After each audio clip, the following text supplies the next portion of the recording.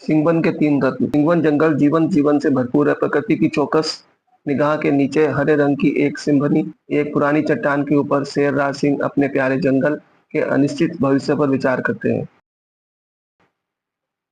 अपनी उम्रदराज चेहरे पर चिंता की लकीरें लिए शेरराज की चिंता हर गुजरते पल के साथ गहरी होती जाती है। जंगल का भाग्य शेरराज के कंधों पर भारी पड़ता है। शेरराज की प्राचीन गुफा जीवन से स्पंदित होती है, क्योंकि जीव एकत्रित होते हैं, उनका ध्यान बूढ़े शेर की ओर आकर्षित होता है। शेरराज ने अपनी आवाज में वर्षों का भार लिए घोषणा की, मैं अब बूढ़ा हो गया हूँ और जंगल को एक नए नेता की जरूरत है।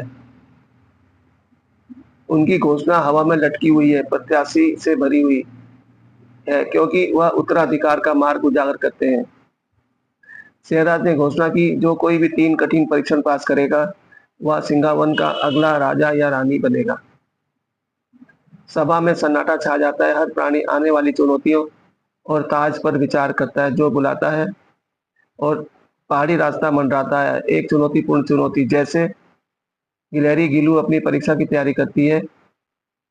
गिल्लू अपनी चढ़ाई शुरू करती है, उसके छोटे पंजे उबड़-खाबड़ चट्टानों पर पकड़ बनाते हैं। मैं कर सकती हूँ, मैं कर सकती हूँ, गिल्लू ने घोषणा की। उसकी आवाज भी संकल्प से गूंज रही थी। वह झरने पर क्षण भर के लिए रुकती है, अपनी प्यास बुझाती है और फिर उतरना जारी रखती है। गिल्लू उत्साहित और तरोताजा होकर नई गति के साथ रास्ते से नीचे दौड़ता है। वह उतरती है, मीरा जंगल के दिल में प्रवेश करती है, जहाँ छायाएं गहरी होती हैं और खतरा मंडराता है। दूरी पर लपटें उठती हैं जो आगे के रास्ते पर एक अशुभ चमक बिखेरती हैं।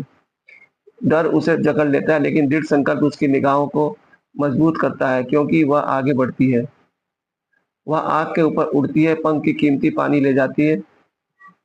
मुझे डरना नहीं चाहिए, मुझे साहस दिखाना होगा, वह फुसफुसाती है। हर बूंद के साथ वह आग बुझाती है, जो विपरीत परिस्थितियों का सामना करने में उसकी क्षमता को साबित करती है।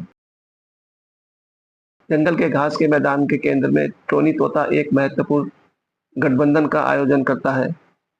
वह रंगीन फलों से भरी टोकरी लेकर बंदर और भालू के पास जाता है। तोता टोनी पेशकश करता है, वह आग्रह करता है कि आप दोनों मिलकर जंगल की रक्षा कर सकते हैं। उसकी आवाज दृढ़ विश्वास से गूंजती है, अकेले कुछ नहीं, साथ मिलकर हम महान हैं। बंदर और भालू एक दूसरे को देखते हैं, उनके बीच एक नई समझ पैदा होती है।